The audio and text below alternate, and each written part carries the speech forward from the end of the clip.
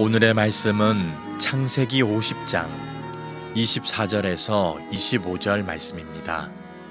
요셉이 그의 형제들에게 이르되 나는 죽을 것이나 하나님이 당신들을 돌보시고 당신들을 이 땅에서 인도하여 내사 아브라함과 이삭과 야곱에게 맹세하신 땅에 이르게 하시리라 하고, 요셉이 또 이스라엘 자손에게 맹세시켜 이르기를 하나님이 반드시 당신들을 돌보시리니 당신들은 여기서 내 해골을 메고 올라가겠다 하라 하였더라. 아멘. 오늘은 우리 교회가 추수감사 주일로 지키는 그런 절기의 주일입니다. 추수감사 주일은 지금까지 지켜주시고 우리에게 결실을 맺게 해주신 하나님을 찬양하고 감사하는 주일입니다. 하지만 추수감사절을 앞둔 올해는 몇몇 분들이 이런 의문을 제기할 겁니다. 코로나로 인해서 올해는 얻은 것도 없고 오히려 가지고 있었던 것도 잃어버린 한 해였는데 하나님이 우리에게 무슨 열매를 주셨다고 무엇을 감사할 게 있겠습니까? 저도 똑같은 생각을 합니다. 그러면서 제 마음속에 문득 어릴 적 먹고 살기 어려울 때 명절을 맞이했을 때의 기억이 떠올랐어요. 추석이나 설날 이럴 때 어떤 해에는 좀 넉넉한 명절을 맞이할 때가 있었어요. 그때는 이렇게 올해는 그래도 우리가 추수도 있고 소득도 있고 넉넉한 명절을 보내네, 그런 감사의 명절을 보낼 때도 있었지만 추수도 없고 소득도 없었던 너무나 가난하고 힘들었던 명절을 맞이한 적도 있었거든요.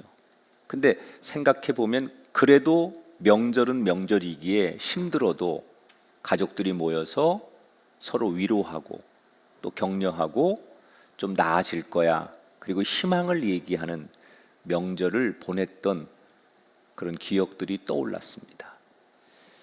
좋을 때도 명절이고 어려울 때도 명절인 것처럼 우리가 흉년 속에 맞이한 2020년 추수감사 주일도 저는 마찬가지라고 생각해요.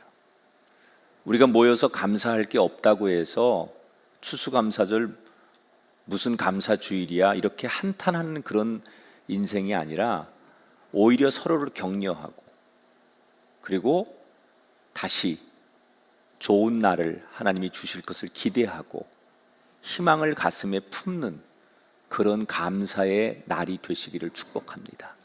그래서 오늘 저는 추수감사 주일, 물론 창세기 50장의 말씀을 나누지만 오늘 제목을 이렇게 정했습니다. 한번 따라합시다. 더욱더 희망을 가져라. 힘들고 어려울수록 자꾸 사람이 긍정적인 이야기를 해야 되고 생각 속에 희망을 그려야 됩니다. 그래서 오늘은 어렵지만 더욱더 우리가 희망을 가져야 되겠다. 오늘 창세기가 이제 끝납니다. 한 1년 6개월 창세기를 가지고 씨름했습니다. 물론 이 창세기를 구석구석 들어가면 1년 6개월이 아니라 16년을 해도 창세기 한 권만 가지고 그 은혜를 다 나눌 수 없을 만큼 방대한 하나님의 천지를 창조한 이야기부터 심판, 그리고 족장들의 이야기, 정말 어마어마한 그 분량 자체로 말하면 우리의 지식이나 인간의 언어로 다 표현할 수 없는 엄청난 분량을 우리가 그래도 1년 6개월 동안 중요한 부분들을 다루면서 와서 오늘 창세기 50장 마지막 마무리를 하는 시간입니다. 지난 시간에 야곱이 파란만장한 인생을 마감하는 이야기, 147년 나그네 같은 인생길을 마감하는 이야기를 봤습니다. 아버지의 시신을 붙들고 울며 장례를 치르는 실질적인 장자 역할을 했던 요셉의 이야기를 소개해 드렸습니다. 저는 이 야곱의 마지막 그 장래의 모습을 보면서 사실 야곱이 마음만 먹으면 이집트에 화려한 피라미드 같은 그런 곳에 묻힐 수 있었어요. 아들이 이집트의 총리 아닙니까? 그러니까 그 권세와 그 힘을 가지고 화려한 무덤을 만들 수 있었지만 그 피라미드 같은 화려한 무덤이 아닌 막벨라 굴, 가나안 땅에 할아버지와 아버지가 묻혀 있는 초라한, 사실 그 막벨라 굴은 아주 초라한 동굴이거든요. 거기에 묻히기를 원했다는 거예요. 왜? 사람들에게 보여지는 화려함보다는 하나님의 약속이 있는 땅, 그게 야곱의 소원이었고 야곱의 진심이었어요. 우리가 있어야 할 곳은 세상 화려함이 아니라 하나님의 말씀이 있는 곳, 하나님의 시선이 머무는 곳, 하나님의 은혜가 있는 곳, 그곳이 우리가 있어야 할 자리임을 이 야곱의 죽음을 통해 깨닫게 되시기를 축원합니다. 아버지가 죽자 요셉이 제일 먼저 한 일은 아버지의 시신을 40일 동안 미라로 만드는 작업을 합니다. 지난 시간에 잠깐 말씀드렸는데 당시에 이집트의 문화는 장례 문화가 굉장히 앞서 있었어요. 그래서 우리가 지금 알고 있는 이집트의 왕들을 피라미드에다가 미라로 만드는 게 다 이때부터 시작된 거거든요. 그래서 왕궁의 의사들을 동원해서 요셉이 아버지의 시신을 미라로 만듭니다. 40일 걸려요. 그러니까 요셉은 하나님의 사람이지만 이집트식의 아버지의 시신을 만든 이유는 이집트식의 그 장례를 치르겠다는 의도가 아니라 아버지의 시신을 가지고 가나안으로 이동을 해야 되는데 이 더운 나라에서 아버지의 시신이 썩지 않도록 하려면 아버지의 시신을 미라로 만들어야 된다. 그래서 잘 보관하고 이동하기 위해서 40일 동안 아버지의 시신을 미라로 만드는 작업을 합니다. 그리고 40일간 미라 작업이 끝나자 요셉이 자기는 상중에 있기 때문에 왕을 직접 못 만납니다. 그래서 사람을 시켜서 파라오 왕께 아버지 장례를 치르기 위해서 내가 가나안 땅에 다녀와야 될 것 같은데 적어도 한 2주 정도는 시간이 소요될 것 같은데 국정에 공백이 생기잖아요. 그래서 왕에게 허락을 받습니다. 이때 왕이 기꺼이 아버지를 고향에 묻고 돌아오도록 배려를 하지요. 근데 단순히 시간만 주는 게 아니라 왕이 국장에 준하는 요셉의 아버지 야곱을 장례하는 것을 이집트의 국장에 준하는 수준으로 허락을 합니다. 그래서 많은 고관 대작들이, 군인들이, 또 각 지역의 지방 유지들이 동원이 되어서 대규모 조문단이 야곱의 장례 행렬에 참여를 합니다. 그러니까 여러분 얼마나 상상해 보세요. 대단한 그 장례 행렬이었을까. 그 이집트의 최고의 군인들이, 중앙의 요직을 맡은 사람들이, 각 지역의 유지들이, 또는 화려한 모든 이집트의 모든 것들이 동원돼서 야곱의 시신을 메고 가는 앞뒤에 그 행렬들이 쫙 서서 출발을 하는 거예요. 그런데 오늘 성경이 좀 특이한 게 하나 있어요. 요셉이 맨 앞에서 이제 장자 같은 역할을 하면서 아버지 시신을 메고 같이 가는데 그 화려한 장례길을 인도해 가는 거잖아요. 그런데 가나안 땅으로 가는 코스가 두 가지가 있습니다. 그냥 우리가 알고 있는 평범한 지름길이 하나 있고요. 오늘 성경에는 그 지름길을 선택하지 않고 광야길을 한참을 돌아가요. 여러분 굉장히 사실 지금 아버지의 시신을 메고 이 조문 행렬단이 긴데 왜 쉽고 빠른 평범한 길을 놔두고 광야를 지나서 요단강 동편으로 올라가서 빙 돌아서 장래길을 선택하는 걸까? 아버지의 시신을 메고 그 많은 사람들을 이끌고 가는 요셉이 가이드를 잘해야 되는데, 아니 안전하고 쉬운 길 놔두고 어렵고 난 코스고 시간도 많이 걸리고 힘든 그런 길을 선택했다는 거예요. 성경에 왜 그랬는지 그 이유를 설명하진 않지만 아마도 두 가지 정도의 추측이 가능한데, 첫째는 야곱의 친형, 쌍둥이 형 에서가 여러분 그 어디에 자리를 잡았죠? 에돔 지역에 자리를 잡고 있었잖아요. 그래서 그 에서의 자손들, 그러니까 요셉으로 말하면 사촌지간들이죠. 이런 사람들이 그 에돔 지역, 광야 지역에 흩어져 살고 있었기 때문에 마지막으로 야곱의 시신을 장래 행렬에 그 유족들에게, 가족들에게 보여주고 싶었을 것이다. 그 후손들이 하나님의 사람인 야곱의 마지막 모습을 볼 수 있도록 해주기 위해서 요셉이 의도적으로 가족들이 있는 쪽으로 장래 행렬을 이끌었을 것이다. 이런 추측이 하나 가능하고요. 두 번째는 이렇게 주장하는 학자들도 있어요. 이집트는 강대국이에요. 그런데 그 이집트의 실제 권력자인 요셉이 아버지의 시신을 메고 운구 행렬이 들어가면 주변 나라들이 긴장을 하는 거예요. 그러니까 피해를 주는 거죠. 그래서 배려심이 많은 요셉이 남의 나라에 피해를 주고 내 가족사 일 때문에 이게 나라와 나라 사이에 외교적인 충돌이 생길 수도 있기 때문에 그런 것들을 배려하기 위해서 좀 내가 힘든 코스를 선택하지라는 마음을 가졌을 수도 있겠다.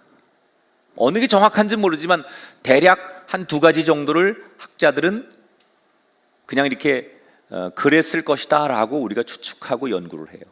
그런데 이 코스가 주는 의미가 있습니다. 이렇게 요단강 동편으로 올라가 광야를 지나서 올라가는 이 코스가 훗날 출애굽기에 가보면 이스라엘 민족이 출애굽을 해서 가나안에 들어가는 그 경로예요. 희한하죠? 요셉은 아버지의 시신을 메고 그냥 여러 가지 이유를 생각해서 그 코스를 따라갔는데 훗날 수백 년 뒤에 그의 후손들이 민족을 이루어서 이집트를 떠나서 출애굽을 할 때 그들이 걸어가는 코스가 야곱의 운구 행렬하고 똑같다는 거예요. 자, 이런 굉장히 사실은 영적인 의미가 이 안에 많이 포함되어 있는 거예요. 일주일을 메고 그렇게 쭉 가다가 드디어 요단강 앞에 섭니다. 저 요단강을 건너면 아버지가 원하는 고향 땅, 아버지가 묻히길 원하는 그 막벨라 동굴이 있는 거예요. 이때 요셉이 같이 동행해온 이집트 사람들은 요단강을 건너지 못하게 해요. 너희들은 여기 머물러라. 그리고 형제들하고 자기만 아버지의 시신을 메고 요단강을 건너요. 그리고 헤브론에 있는 막벨라 굴에 아버지의 시신을 안치하고, 그 안에는 굉장히 많은 얘기가 있습니다. 통곡하며 우는 이 요셉의 모습, 이런 거 다 성경에 나와요. 그리고 아무튼 아버지의 시신을 그렇게 막벨라 굴에 놓고 요셉은 다시 돌아옵니다. 보통 여러분, 사람이 가장 충격적일 때는 가족과 이별하는 거예요. 그래서 교회가 하는 일 가운데 하나는, 물론 우리가 결혼식도 축하해주고 여러 가지 우리 교인들의 애경사를 교회가 늘 중심에 서서 챙겨주지만, 항상 교인들 신경 써야 되는 것은 장례를 맞이한 가족들에 대한, 교인들에 대한 배려를 많이 하셔야 돼요. 가족을 잃은 슬픔, 충격은 이게 가장 인생에 있어서 힘든 시간이거든요. 그래서 항상 우리가 교인들 가운데 장례가 생기면 정말 따뜻하게, 교인들이 정말 가족 못지않게 중요한 사람들이고 교회가 있어서 참 다행이다라는 생각이 들 만큼 교회는 장례를 맞이한 사람들에 대한 최선의 배려를 다해야 되고 따뜻한 위로가 항상 있어야 돼요. 아버지를 잃고 요셉은 굉장히 마음이 허전합니다. 그리고 그 장례를 치르느라고 다 기력이 쇠해서 정말 힘들어하고 있어요.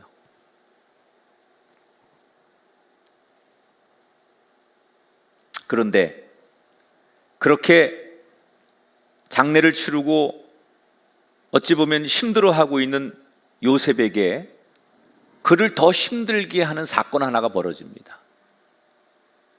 어느 날 편지 한 통이 날라와요. 근데 그 편지의 내용이 뭐냐? 자기 형들이 보낸 편지예요. 형들이 직접 말하는 게 아니라 편지를 써서 요셉에게 보내요. 근데 편지의 내용을 읽어드릴게요. 창세기 50장 17절에 이런 내용입니다. 요셉의 형제들이 말을 전하여 이르되 당신의 아버지가 돌아가시기 전에 명령하여 이르시기를 내 형들의 허물과 죄를 용서하라 하셨나니 우리 죄를 이제 용서하소서. 아버지를 잃은 슬픔으로 힘들어하고 있는 요셉에게 형제들이 편지를 보냈는데 내용이 그런 거예요. 아버지가 살아생전에 우리를 용서하라고 하시지 않았냐. 그러니 아버지 말씀대로 우리를 용서해 달라. 이게 무슨 얘기냐? 형제들이 요셉과 함께 아버지 야곱을 고센 땅에 묻고 돌아오는 내내 자기들끼리 수군거린 얘기가 있었어요. 뭘 수군거렸냐면 아버지가 살아계셨을 때는 요셉이 지난날 자신들이 요셉에게 한 일을 아버지가 살아있으니까 용서하는 척 했을 거야. 그런데 이제 아버지가 돌아가시고 나면 자기한테 했던 못된 짓에 대한 그 대가를 치르게 할지도 몰라. 이런 불안감이 형제들에게 생긴 거예요. 그러니까 지금 둘 다 고민을 하는 거예요. 요셉은 아버지를 잃고 인간적으로 고민을 하고 있는데 다른 형제들은 뭘 고민해요? 요셉이 혹시 자기들에게 복수할까를 고민하고 있는 거예요. 그 옛날 저 도단에서 17살 때 우리가 그를 못되게 하고 죽이려고 하고 이집트의 종으로 팔았을 때 그때를 어떻게 잊겠어? 우리가 그런 잘못을 했는데 그걸 어떻게 말 한마디로 용서할 수 있겠어? 아버지가 살아계실 때는 아버지 때문에 용서하는 척 했겠지만 아버지 돌아가시고 나면 그때의 죄를 물을 거야. 이런 두려움이 형제들에게 있었던 거예요. 그래서 미리 장례를 치르자마자 형제들이 용서를 구하는 편지를 요셉에게 보낸 거예요. 자, 여러분, 이 편지를 받은 요셉의 마음이 어땠을까요? 우리는 지금 창세기에서 쭉 본 것처럼 요셉은 진심이었거든요. 이미 지나간 과거는 과거고 그 아픔은 아픔이지, 나에게 굉장히 고통스럽고 괴로운 시간이었지만 그것 때문에 하나님이 나를 이 이집트의 총리로 만드신 거고 그래서 우리 가족과 민족을 구원하는 일을 하나님이 하시는 일이니 나는 내가 고생한 것으로 족하다. 지나간 과거는 과거일 뿐이다. 진심으로 그는 다 형들을 용서했어요. 그러니까 나는 완전히 화해했다고 생각하는 거예요. 그런데 상대인 형들은 아니었다는 거예요. 여러분, 때때로 우리들이 신앙생활하면서 하나님 앞에 은혜 속에 살고 있으면서도 은혜를 의심할 때가 있어요. 하나님은 분명히 우리를 용서하시고 우리의 지나간 것에 대해서 개의치 않으시는데 여전히 우리는 하나님 앞에 용서받은 것을 믿지 못하고 불안해하는 이 형들의 모습을 우리의 신앙인들의 모습 속에서 가지고 있진 않냐 이거예요. 우리를 용서하시고 우리를 무한히 사랑하시는 자비의 하나님을 믿지 못해서 불안해하는 우리들. 하나님은 우리가 불안해하길 원하지 않아요. 우리가 근심하고 염려하고 스트레스 받는 걸 원하시지 않아요. 하나님의 사랑은 하늘을 두루마리 삼고 바다를 먹물 삼아도 다 기록할 수 없을 만큼 우리의 가슴의 생각과 머리의 생각과 다른 너무나 큰 사랑이 우리를 뒤엎고 있기 때문에 여러분 염려하지 마십시오. 두려워하지 마십시오. 여러분에게 하나님의 사랑이 평안 가운데 임하게 되기를 주님의 이름으로 축원합니다. 그러니까 참 요셉은 정말 마음이 힘들었을 거예요. 나는 형들을 진심으로 대하는데 여전히 거리감을 두고 자기를 대하는 형들을 보면서 맥이 빠지죠. 나는 진심을 지난 17년 동안 보여줬지만 믿지 않았던 형들에 대한 실망감, 배신감. 요셉은 참 많이 외로웠던 것 같아요. 많이 외로웠을 거예요. 늘 혼자예요. 그래서 그 편지를 받고 오늘 성경에 보면 요셉이 편지를 전하러 온 사람들을 그냥 돌려보낸 다음에 한참을 울어요. 이게 리더의 외로움이라는 거예요. 남들이 볼 때는 총리요, 화려한 사람이요, 성공한 사람이요, 인기와 부와 명예 모든 걸 다 가졌지만 철저히 개인으로 돌아가면 외롭고 고독한 사람. 이게 리더의 실존이거든요. 많은 게 눈에 보이는 것이 있는 것 같지만 돌아서면 아무것도 없는 거예요. 그래서 한참을 웁니다. 편지를 보냈는데 자기들이 원하는 답을 받지 못한 형들은 불안한 거예요. 그래서 직접 요셉을 찾아갑니다.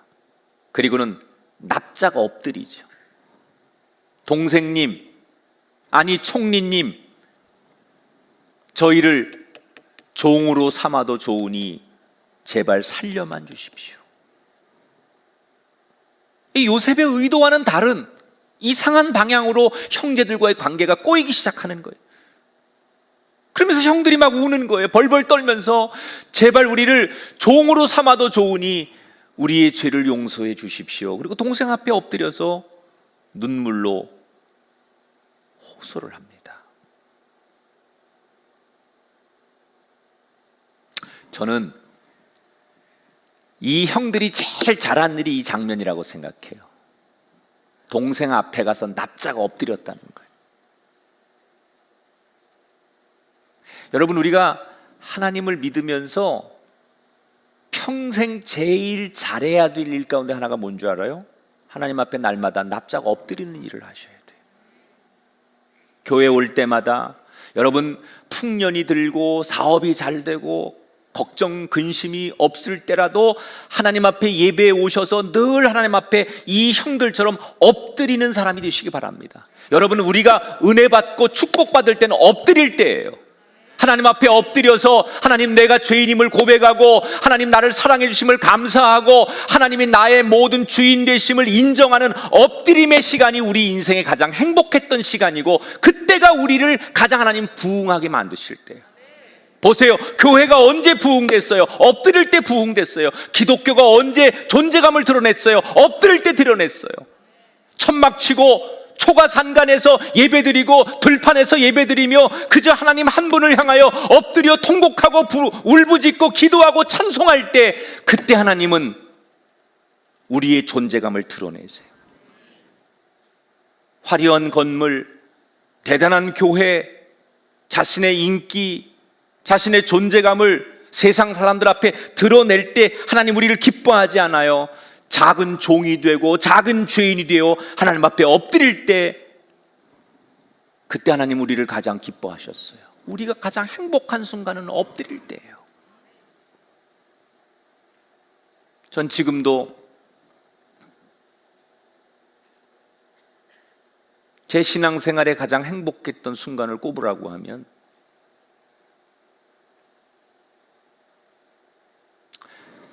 세상적으로는 철이 없을 때, 지금보다 환경적으로는 너무너무 힘든 상황일 때 그저 하나님 한 분에게 엎드렸던 시간들이 있었어요. 도대체 내 미래를 어떻게 살아야 될지 깜깜하고 현실의 벽이 너무나 정말 첩첩산중처럼 나를 우겨싸고 있을 때 내가 할 수 있는 건 하나님을 부르면서 엎드려 하나님의 이름을 부르는 그것밖에 할 수 없을 때, 새벽 기도 나가서 철야 기도 나가서 그 하나님을 부르면서 순진하게 엎드려서 하나님을 불렀을 때 돌아보면 그때가 내 생에 가장 행복했던 순간이에요. 이제 이래 애통함을 예수께서 들으셨네. 못 자고 난 사랑의 손 나를 어루만지셨네.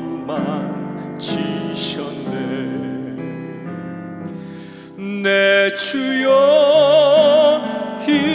이제이니 다시 눈물을 흘립니다. 오 내 주여 나 이제는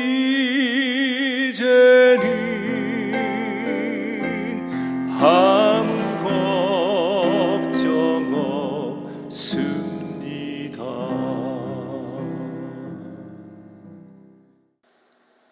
세상에서 방황할 때, 그죠? 이 찬송 부르며 하나님 앞에 엎드려서 이 죄인을 용서해 달라고 울부짖을 때 돌아보면 우리의 인생은 그때가 제일 행복했던 때예요. 이 요셉의 형들이 잘한 일, 엎드릴 줄 아는 거. 저는 오늘 하나님이 우리에게 주시는, 바라시는 메시지 중에 하나가 지금은 우리가 하나님 앞에 엎드리기를 원하신다는 거예요. 어려울수록, 아니 잘 될수록 우리는 하나님 앞에 엎드려야 돼요.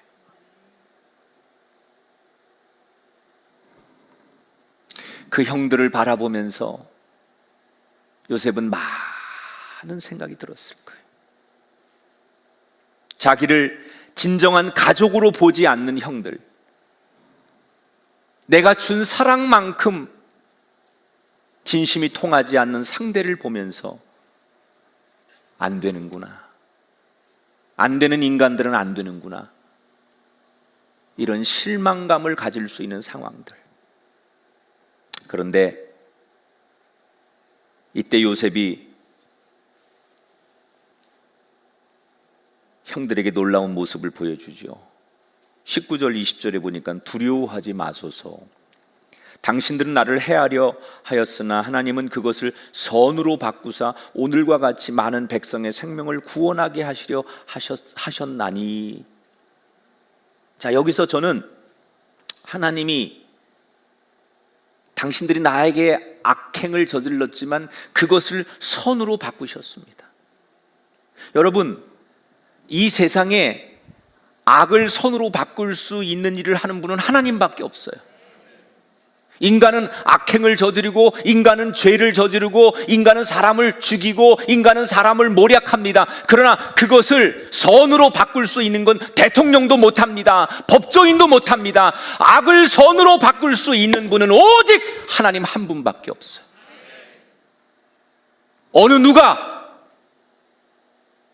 내 인생과 우리 가정과 우리 삶의 악한 일을 선으로 바꿔줄 수 있습니까?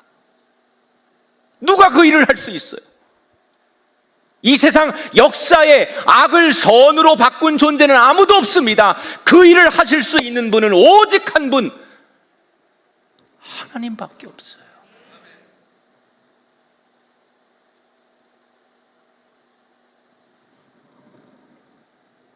우리는 하나님 믿은 거 참 잘한 일이에요. 우리는 하나님이 계셔서 참 다행이에요. 그래서 오늘 여러분에게 저는 하나님의 이름으로 이렇게 축복합니다. 여러분에게 일어나고 있는 모든 불행이, 여러분에게 일어나고 있는 모든 악함이, 여러분에게 일어나고 있는 모든 어려움들이 하나님의 은혜로 그 악하고 불행하고 염려스러운 상황이 선으로, 축복으로, 평화로 바꾸어지게 되기를 하나님의 이름으로 축원합니다. 하나님만이 하실 수 있어요. 하나님은 여러분의 가정과 여러분의 인생을 악에서 선으로 바꾸실 수 있는 분이기 때문에 하나님의 은혜가 임하면 이 추수감사 저를 기념해서 여러분의 인생이 악이 선으로 바뀌는 은혜가 있을지어다. 요셉은 고백하잖아요. 하나님이 그것을 선으로 바꾸셨다. 형들을 품어주기로 했어요. 왜?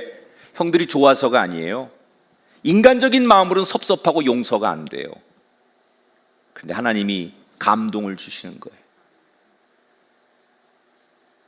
그러니까 내 시선으로는 형들이 실망스럽고 내 눈으로는 형들이 용서가 안 되지만 하나님의 시선으로 보니까 그 형들이 불쌍한 거예요.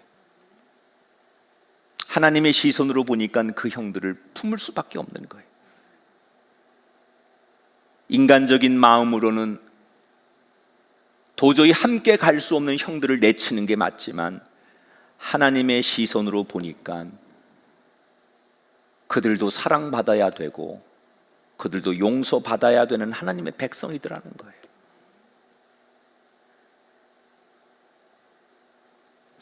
우리는 올 한 해 저마다 감사한 일보다 아쉬운 일이 많았을 거예요. 특별히 우리들에게 크고 작은 실망감으로 나를 힘들게 한 사람들이 많이 있었을 거예요. 믿었던 가족이, 신뢰했던 동료가 나를 배신하고 나를 모함하고, 그래서 사람에 대한 그 신뢰가 무너져서 그 아픔으로 몸부림치는 그런 인생을 산 분들이 많이 있을 거예요. 사람을 절대 믿지 않겠다. 사람에게 실망하고 사람에게 상처받고 사람에게 분노가 치밀어 오를 때 우리가 뭘 해야 되느냐? 내 시선으로 그 사람을 보면 용서가 안 돼요. 마주할 수 없어요. 그러나 하나님의 시선을 보십시오. 내 힘으로 억지로 사랑할 수 없는 그 사람, 하나님의 시선으로 보면 그 사람을 안을 수 있어요. 내게 일어나고 있는 모든 세상 일을 내 시선으로 보니까 불공정한 거예요. 전 너무 그런 소리 좀 많이 들어요. 목사님은 어떻게 세상이 이럴 수 있죠?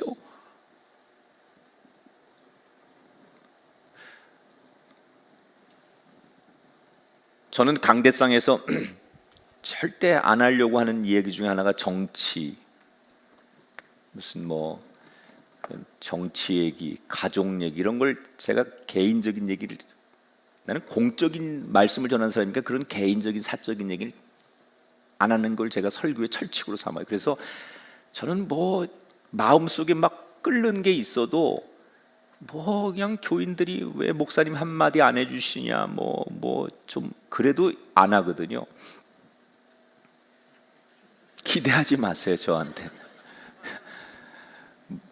근데 보면 우리나라가 지금 이 좌우에 이것들이 팽팽 끊어질 고무줄처럼 팽팽하지 않습니까? 지금 막 사람들이 분노하는, 양쪽이 너무 분노하는 거예요.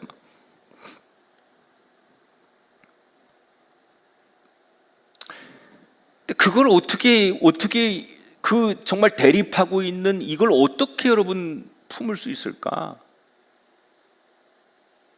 저는 그게 내 눈으로 보면 저도 마찬가지거든요. 막 보고 싶지 않고 막 속에서 막 이런 감정들이 올라오고 하지요. 그런데 그걸 자꾸 하나님의 눈으로 보려고 하는 거예요. 일어나고 있는 현상들을 하나님의 시선으로 보면 끄덕여지고 그걸 그냥 바라볼 수 있게 되더라고요. 여러분, 오늘 이 추수감사절을 통해서 혹시 이해되지 않고 다 수용되지 않을지라도 하나님의 눈으로 보라고 하는 이 말씀을 기억하시고 하나님의 시선으로 여러분에게 일어나는 일을 보게 되길 주의 이름으로 축원합니다. 자, 요셉은 눈물로 형들을 다시 한번 품어주잖아요. 그래서 이제 요셉의 보호 아래 그 야곱의 아들들, 다른 형제들은 고센 땅에서 더욱더 번성합니다. 그리고 이제 성경이 오늘 창세기 막바지로 가는 거예요. 세월이 흐르고 세월이 계속 흘러가면서 요셉의 형제들이 하나 둘씩 세상을 떠나기 시작해요. 그리고 요셉도 관직에서 은퇴를 하고 110살이 됩니다. 전에 제가 말씀드렸듯이 이집트에서는 가장 인간이 장수하는 최고점을 110살로 보는 거예요. 그러니까 요셉이 이집트 사람들이 볼 때는 가장 육적으로도 가장 자기들이 이상적으로 생각하는 나이까지 오는 거예요. 요셉은 모든 이집트 사람들에게 존경의 대상이었어요. 이미 과거에 총리가 되어서 7년의 풍년과 흉년을 거쳐서 나라를 완전히 세우고 도탄에 빠진 백성들을 수습하고 그리고 정말 기가 막힌 정책으로 가장 부흥하는 이집트의 문화와 문명을 만들어 놨기 때문에 이집트 모든 국민들은 110살이 된 이 요셉을 관직에서 물러났지만 가장 존경하고 있었어요. 그러나 여러분, 한 가지 기억해야 될 것은 아무리 세상 사람들이 존경하고 위대하다고 칭송한다 할지라도 세월은 이길 수 없는 거예요. 요셉이 그렇게 존경받고 대단한 사람이지만 그도 인간의 한계를 극복할 수 없어요. 늘 청년일 것 같았던 요셉도 세월의 무게를 이기지 못하고 중병에 걸리게 돼요. 그리고 아버지가 그 옛날 병상에서 내 생명이 얼마 안 남았다는 것을 직감했던 것처럼 요셉도 내 생명이 얼마 남지 않았다는 걸 직감하지요. 그래서 유언을 남기기 위해 므낫세와 에브라임 아들들, 가족들, 그리고 남아있는 자기 형제들을 다 불러서 작별 인사라는 거예요. 유언을 남기는 거예요. 근데 이 장면에서 눈을 감기 직전에 요셉의 마음을 무겁게 하는 형제들의 고백이 나와요. 몇 사람의 형들은 죽고 아직 몇 사람의 형들은 살아있어요. 그런데 이 살아있는 형들이 요셉에게, 죽어가는 요셉에게 이렇게 말합니다. 동생아, 가나안 땅에서 굶어 죽을 수밖에 없었던 우리들을 여기까지 와서 편안하게 살게 해준 거 다 네 덕분인데, 네 덕분에 잘 살았는데 네가 떠나면 우린 이 낯선 이방 땅에서 어떻게 사냐? 너 없으면 우리가 이 남의 나라에서 어떻게 사냐? 제발 떠나지 말아라. 그러니까 이 말은 요셉에 대한 고마움보다는 요셉이 없는 이 땅에서 자신들의 존재가 어떻게 될까에 대한 미래에 대한 고민과 걱정이 되는 거예요. 혹시 요셉이 죽고 나면 이 이방 땅에서 자기들이 쫓겨나는 건 아닐까? 이런 걱정이 되는 거예요. 이때 요셉이 그렇게 울고 있는 형들에게, 가족들에게 뭐라고 얘기를 하느냐? 그 형제들이 기대한 건 그런 거 아니겠어요? 형님들 걱정하지 마십시오. 내가 며칠 전에 왕을 찾아가가지고 왕에게 각서 하나를 받았습니다. 내가 죽어도 절대로 내 후손들을 이 땅에서 쫓아내지 않겠다고 각서 하나 받았습니다. 자, 이 각서 가지고 계시면 됩니다. 그리고 뭘 하나 탁 내미는 걸 원했을 거 아니에요. 그런데 요셉이 뭐라고 말하느냐? 전혀 다른 이야기를 해요. 24절 같이 읽어보겠습니다. 24절 시작. 나는 죽을 것이나 하나님이 당신들을 돌보시고 당신들을 이 땅에서 인도하여 내사 아브라함과 이삭과 야곱에게 맹세하신 땅에 이르게 하시리라. 무슨 얘기냐? 형님들, 저는 하나님이 한번 약속하신 것은 영원한 것을 믿습니다. 아브라함과 이삭과 야곱에게 주신 그 약속, 이 땅을 너희에게 줄 것이고 너희로 하여금 큰 민족을 이루게 할 것이다. 하나님이 우리에게 그렇게 약속하셨지 않습니까? 나는 그 약속을 믿습니다. 그러니 형님들 걱정하지 마십시오. 그 얘기예요. 왕에게 약속받았으니 걱정하지 마십시오가 아니라 내가 믿는 하나님이 약속하셨으니 난 그 약속을 믿기 때문에 그 약속의 근거에서 걱정하지 마십시오라고 말을 하는 거예요. 그리고는 언젠가 우리 민족이, 우리 후손들이 가나안 땅으로 돌아갈 때 내 유고를 함께 가져가 달라고 부탁을 하고 110살에 요셉이 세상을 떠나는 거예요. 여러분, 요셉이 말한 대로 요셉이 죽은 다음에도 그 이집트 땅의 요셉의 후손들은 아무 일이 일어나지 않아요.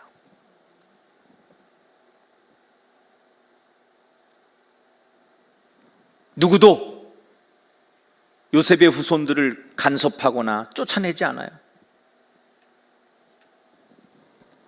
뭐 때문이죠? 하나님이 그렇게 약속하셨기 때문에. 이제 다음 주부터 우리가 또 새롭게 만날 출애굽기에 보면 알겠지만 이스라엘은 약속대로 큰 민족을 이루어요. 그래서 모세 때 그 민족이 이집트를 나가잖아요. 이제 엄청난 민족을 이루어서. 여러분, 많은 분들이 올 한 해 삶의 어려움들을 호소하고 있어요. 코로나19로 인해서 모든 것이 엉망진창이 됐어요.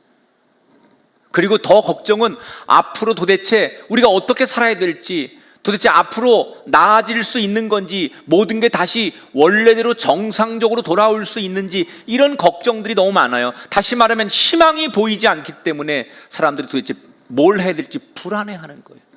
여러분, 우리의 미래는 나아질 수 있을까? 희망이 있을까? 저는 감히 여러분에게 이렇게 말씀드려요. 나아질 수 있으니 희망을 가지십시오. 무슨 근거로 제가 그렇게 말하느냐?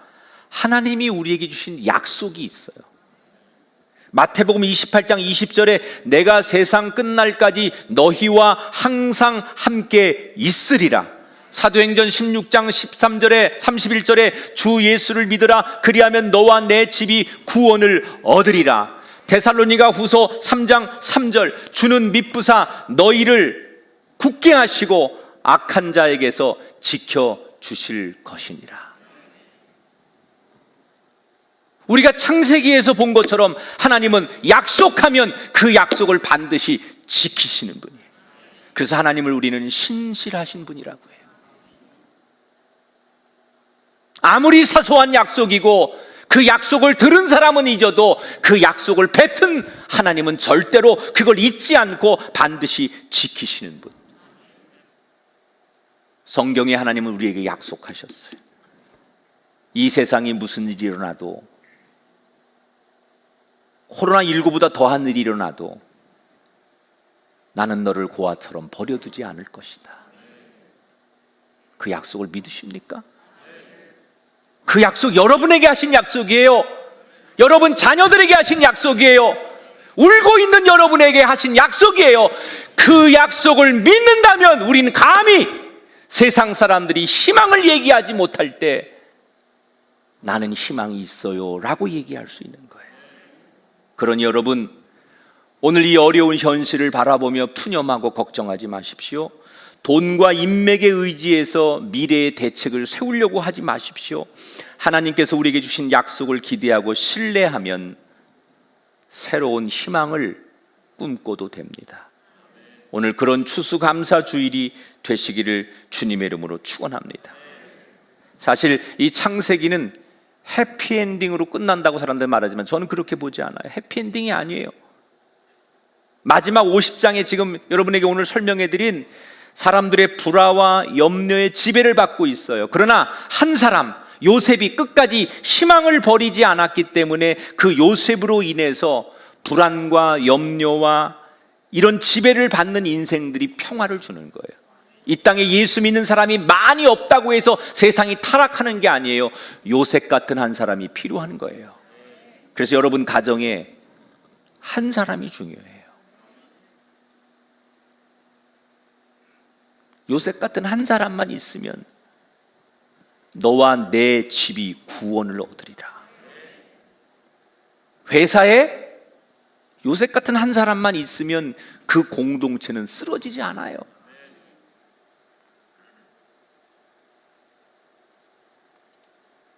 우리가 요셉이 되셔야 돼요. 어떻게 우리는 희망의 끈을 붙잡을 수 있을까요? 하나님의 시선으로 세상을 보십시오. 하나님의 약속을 기대하고 신뢰하십시오. 오늘 창세기를 마무리하면서 많은 이야기를 했어요. 하나님의 천지를 어떻게 이 세상이 만들어졌죠? 하나님의 천지를 창조한 것으로 이 세상이 시작됐어요. 어떻게 인간이 생겼죠? 하나님 만드셨어요. 그래서 어떻게 인류가 변천에 왔고 문명이 만들어지고 이 5대양 6대주가 형성되었는지 창세기는 우리들에게 그것을 낱낱이 공개했어요.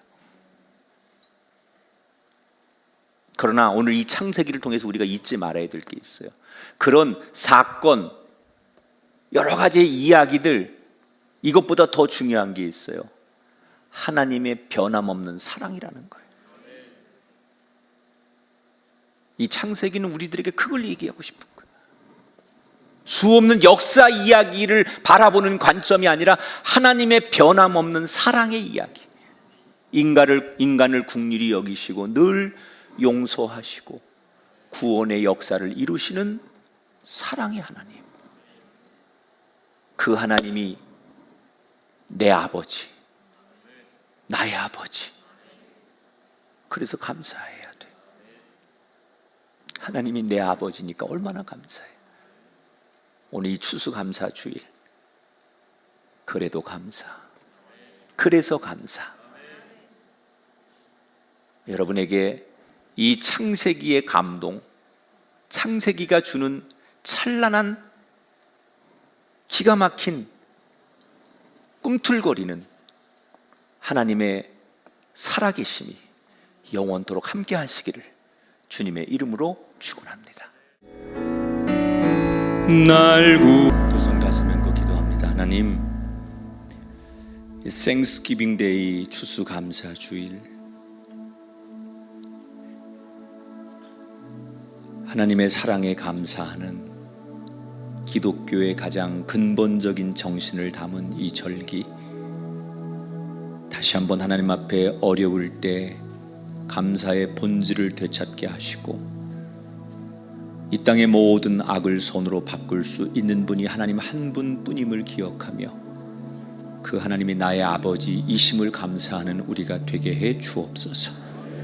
절망의 땅에 하나님 소망을 주시고 이 땅의 모든 사람들에게 하나님을 알아 겸손해지는 이 땅이 다시 회복되는 은혜가 이 어려운 가운데 일어나게 하여 주옵소서. 어렵기 때문에 하나님을 떠나는 사람들이 많아지는 게 아니라 이 어려운 시대에 하나님 앞에 돌아오는 사람들이 많아지는 기회가 되게 하시고 우리 교회와 우리가 그 일을 감당할 수 있는 사람들이 되게 하여 주시옵소서. 오늘 하나님 앞에 귀한 예물을 11조 감사헌금, 주일헌금, 또 특별히 오늘은 특별헌금으로 추수감사 예물을 봉헌합니다. 하나님 흠양하여 주시고 우리의 삶의 작은 열매까지도 하나님의 허락하심에 살아가는 은혜가 있게 하여 주옵소서.